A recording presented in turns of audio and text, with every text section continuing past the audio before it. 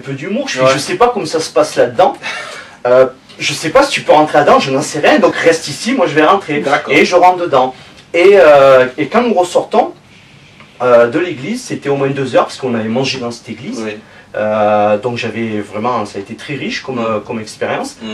Et puis quand je sors, on est au parking en train de parler, qui revient? L'oiseau. D'accord. C'est vraiment des signes que tu vivais comme ça. Ah oui, que lui est l'oiseau. Ouais. Et ça, on ne peut pas dire le hasard. Même un oiseau apprivoisé, admettons qu'il revienne sur quelqu'un, ça serait éventuellement peut-être son maître. Exactement. Et s'il revient, un piaf, hein. C'est pas un aigle bien apprivoisé, c'est vraiment un oiseau, un piaf, normalement ça ne se laisse pas approcher. Exactement. Et il nous est arrivé une chose similaire avec un poisson. Un peu plus tard, pareil, je demandais à Dieu un signe, si j'étais toujours, je demandais savoir si j'étais toujours là dans le bon de ce que je vivais. Et là, c'est un poisson qui est venu vers nous, dans une rivière, et on caressait le poisson. Le poisson est parti, revenait, on le caressait. D'accord. Et j'ai vécu comme ça aussi notre expérience avec Dieu. Je voyais des chrétiens prier, et moi, j'arrivais pas à prier. À voix haute, déjà, je n'arrivais pas. J'arrivais pas à prier plus de 5 minutes. Je m'ennuyais, je savais pas quoi dire. Et je voyais ces chrétiens prier des fois pendant 1 heure, 2 heures, et à voix haute, j'ai dit waouh! J'ai dit, mais Dieu, est-ce que j'aimerais être comme ça, mais comment il faut, enseigne-moi? Et j'ai fait cette prière pendant environ 3 semaines, régulièrement, j'avais ce désir. Et puis à 3h30 du mat, je suis réveillé, et puis il y avait une voix en moi qui me disait, va à la cuisine et prie. Donc j'ai résisté à cette voix jusqu'à 4h du matin, finalement je me suis levé, je suis allé à la cuisine, je suis allé prier. Et d'un seul coup, il y a eu comme des torrents d'eau vive qui sont tombés sur moi, et je me suis mis à prier. De 8h jusqu'à 4h du matin, je me suis mis à prier. Et au bout d'1 heure, quand je priais, la voix me disait... De 8h à 4h du matin? De 4h du matin à 8h du matin. Moi qui ne pouvais pas prier 5 minutes. D'accord, donc 4h au moins. Voilà, 4 heures. Dans ces 4 heures, la première heure, l'Esprit de Dieu me dit, mais non, lis la Bible. Et quand j'ouvre la Bible, c'est de l'eau qui sort de la Bible. Et puis au bout de 3/4 d'heure, vers là, 1 heure, et puis il me dit, maintenant repris. Et c'était des torrents en fait d'eau vive qui tombaient sur moi, qui giclaient comme ça. C'était puissant. Pendant 4 heures, c'est comme si j'avais pris 5 minutes. Pour vous dire. En fait, à chaque fois que tu demandais quelque chose à Dieu, tu voyais qu'il le réalisait de suite. Quoi. Voilà, et ça t'a encouragé dans ta démarche avec lui, ta recherche avec lui. Et après de là, j'ai pu commencer à prier à voix haute. Et bien sûr, Dieu m'a libéré de la drogue, du shit que je n'arrivais pas, de la cigarette instantanément par quelqu'un qui a prié pour moi. Ça serait, je n'ai pas tout le temps devant moi pour expliquer ça. J'aimerais surtout expliquer le témoignage maintenant pour conclure, parce que on pourrait comme ça, je pourrais passer beaucoup de temps à expliquer beaucoup de signes que Dieu nous a donnés à travers notre démarche et notre marche avec Peggy. Mais maintenant, je voudrais, pour terminer, parler du témoignage de notre fils. Avec mon épouse, on ne pouvait pas avoir d'enfant. Et un jour, Dieu nous donne une parole, il nous donne une parole de fertilité, une parole que nous aurons des enfants. D'accord. Nous, on était, waouh, c'était super, on était contents. Tu vois, ça va arriver, ça fait déjà au moins 3 ans qu'on essaie d'avoir un enfant. On a eu cette parole, même 3 ans et demi. Et puis, mais nous, on s'attendait que ça vienne dans le mois qui vient, et puis on voyait que ça venait pas. Mais c'était une promesse qui allait s'accomplir, mais pas de suite. Et on est arrivé au bout de 5 ans, on était vraiment déprimés, surtout mon épouse était très mal, parce que là on n'en pouvait plus, on avait besoin vraiment d'avoir un fils dans notre couple. Et mon épouse avait besoin de cet instant maternel, d'avoir un enfant. Et un jour on était vraiment très déprimés, elle était très déprimée, démoralisée, elle pleurait dans le lit, parce qu'on voyait qu'une fois de plus, l'enfant ne venait pas, mois après mois. Et j'ai dit, bah, écoute, je vais t'acheter du chocolat. Vous savez, le chaud, là, voilà quoi, c'est... je vais t'acheter un peu de chocolat, les femmes aiment bien manger du chocolat quand des fois elles sont un petit peu... Alors je suis allé, et puis quand je me retrouve dans le Super U, j'ai la voix de Dieu qui me parle, pas audiblement, hein, la voix de Dieu qui me parle tellement fort dans mon cœur que c'est une conviction instantanée, qui me dit, achète le t-shirt de ton futur fils. Quand j'ai entendu ça, j'ai dit waouh, j'ai dit qu'est-ce que c'est que ça. Je dis, ouais. Et en fait, j'ai encore une fois de plus résisté à ça. Je tournais dans le magasin, je disais non, puis jusqu'à que j'ai dit ok, je vais le faire. Donc j'ai acheté l'habit de mon futur fils. Et je suis arrivé.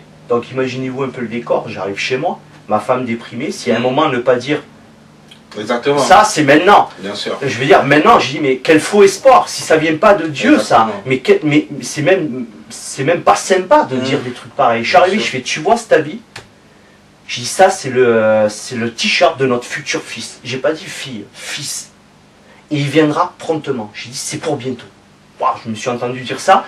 je veux même dire, c'est même pas moi qui ai dit ça, c'est l'Esprit de Dieu qui a inspiré cette phrase, que moi j'aurais été incapable de dire ça. Exactement. Parce que on veut pas se mouiller. Mm. Et puis c'est une drôle de façon de venir consoler son épouse quand même. Bien sûr. Et il se trouve que quelques jours avant, nous avait donné une invitation pour aller dans une convention charismatique évangélique, où justement il y a beaucoup de prédicateurs qui ont ce don de guérison. La Bible parle que le peuple de Dieu, que Jésus guérit à travers le peuple de Dieu. Donc on a pris cette invitation, mais elle se trouvait à 1000 km. Et j'ai dit, bon Seigneur, ok, 1000 km, mais là, on avait calculé avec mon épouse, il nous fallait 500 € pour pouvoir aller. Parce qu'on n'avait pas d'argent. Et donc on dit, voilà, c'est entre tes mains, on veut bien aller, mais il nous faut de l'argent, 500 €. Mais nous, on avait vraiment zéro, quoi. Et puis, 4 jours après, on reçoit un courrier. Et dans ce courrier, on voit un chèque de 500 €. C'était des amis de Paris qui ne savaient pas du tout notre situation, ils ne savaient rien de ce qui se passait. Et quand j'ai appelé, que j'ai dit, mais là, pourquoi le chèque? Et il me dit, ben écoute, on a eu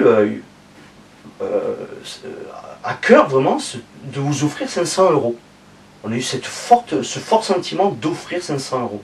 Donc on l'a fait. Donc on a pris déjà cet argent, on est monté. Et quand on est arrivé à cette convention, c'était une grande convention, et dans le quart d'heure qui vient, il y a un pasteur californien, pendant l'adoration, il reçoit une parole de connaissance, une parole de science de la part de Dieu. Et il commence à dire qu'il y a des femmes stériles que Dieu allait guérir. Et là où il y avait la mort, Dieu allait mettre la vie. Donc il a dit ça, mon épouse, elle montait, c'était son dernier espoir qu'il se passe quelque chose de cette convention. Donc dans le quart d'heure, il y a eu la guérison pour mon épouse. Moi, bien sûr, comme je n'étais pas à la place de mon épouse, elle a senti la guérison, mais moi, je ne suis pas à sa place. Donc moi, j'ai dit, Seigneur, si vraiment tout ça, c'est de toi, si ça vient réellement de toi, avant les 3 mois, je veux l'enfant. Ou sinon, après, on va voir les médecins. Et on fait la procédure classique. Mais je préfère mieux que c'est toi pour que ce soit ta gloire. Et un mois et une semaine après, 2 semaines après, elle tombe enceinte. Et nous avons l'enfant. Et durant cette conversion, on a connu un paralytique, bien sûr, donc ça je veux le préciser aussi. 7 ans de fauteuil roulant, il s'est levé, c'est quelqu'un après avec qui on a eu un contact, qui était vraiment dans un état très critique. Il a guéri, beaucoup de gens ont guéri. Voilà. En fait, tu as vécu vraiment des expériences fortes avec le Seigneur, et ça t'a vraiment conforté dans ta foi, dans ta relation avec lui. Parce qu'il est vivant.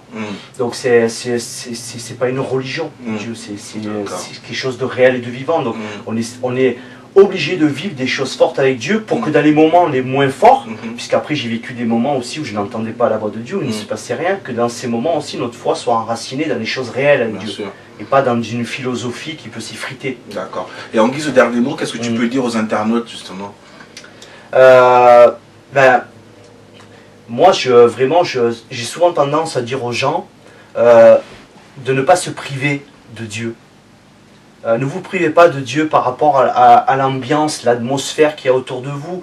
Moi, je suis né dans une société, bon, j'ai mes parents qui étaient catholiques mais non pratiquants, mais j'ai été élevé dans une société où on m'a inculqué l'athéisme plus qu'autre chose, que nous venons du singe. Et donc, autour de moi, l'ambiance, l'atmosphère, c'était plutôt Dieu n'existe pas. Et moi, souvent, je dis, ne vous privez pas de Dieu par rapport à des déceptions, par rapport à ce que vous enseignez. Dieu, il est réel. Il faut aller vers Dieu, demander à Dieu, au nom de Jésus-Christ, de se manifester dans votre vie. Mais vraiment de ne pas se priver. Allez-y, soyez curieux. Moi, j'étais curieux. Et puis, on avait beau me dire autour de moi plein de philosophies, beaucoup de choses que Dieu n'existait pas. Mais moi, je voulais savoir moi-même. Dieu, il dit qu'il s'approche de nous. Dieu étend sa main, c'est la grâce de Dieu, mais nous, par la foi, on doit la saisir.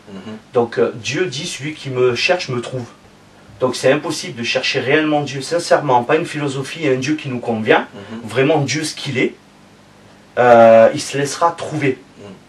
Donc voilà, moi le conseil que je leur donne, c'est qu'avant de connaître Dieu, j'avais une vie catastrophique, donc heureusement que Dieu m'a ouvert les bras dans cette vie aussi catastrophique, mais on n'est pas obligé d'avoir une vie catastrophique, beaucoup de gens se tournent vers Dieu, alors que ça va très bien dans leur vie. Mais maintenant, je vois ma vie de maintenant, comment Dieu m'a soigné, et j'explique pas tout, parce que j'ai eu des guérisons physiques, mon épouse a eu des guérisons physiques, elle a été délivrée de la dépression, mais vraiment de la dépression, c'est une maladie délivrée instantanément, comme ça. Ce sera peut-être une autre fois, je pourrai témoigner de tout ça, j'ai encore beaucoup de choses à témoigner. Mais vraiment, ne vous privez pas, tournez-vous vers Dieu, si vous ne connaissez pas le Seigneur. allez vers lui. Je ne sais pas comment plus expliquer parce que... et puis si vous voulez plus rentrer en contact avec nous, on pourra peut-être prier pour vous aussi. Mais vous pouvez déjà faire cette démarche, c'est déjà de vous tourner vers Dieu et de dire Seigneur, voilà, je veux te connaître. Et vraiment peut-être aussi même lui demander pardon si vous êtes aigri, si vous avez fait du mal, demande-lui pardon. Aucun être humain n'a jamais fait de mal sur terre. Donc on peut lui demander pardon sans dire ah mais moi j'ai jamais fait de mal, ça n'existe pas. Donc tournez-vous vers lui. D'ailleurs la Bible parle de repentance qui veut dire en fait changer d'attitude, changer de mentalité. C'est ça la repentance. Moi c'est ce que j'ai fait. Je me suis repenti non pour me repentir de mes fautes et puis continuer dans mes fautes, mais pour changer de mentalité, changer de direction vers Dieu. Voilà, vraiment ne vous privez pas. Dieu il guérit, Dieu il est là, Dieu surtout il aime toutes les personnes qui sont peut-être là déjà en train de me regarder, Dieu vous aime, même si tout le contraire dit mais si Dieu existe pourquoi il m'arrive tout ce malheur, ben justement si Dieu existe, ben remettez vos malheurs entre ses mains, remettez-le. C'est vraiment le conseil que je peux donner. Mais merci Clément, chers internautes, ne vous privez pas de la grâce de Dieu, comme vous l'a dit Clément. Donc je te remercie encore de ce merveilleux témoignage Clément et que Dieu te bénisse. Ok, merci à vous.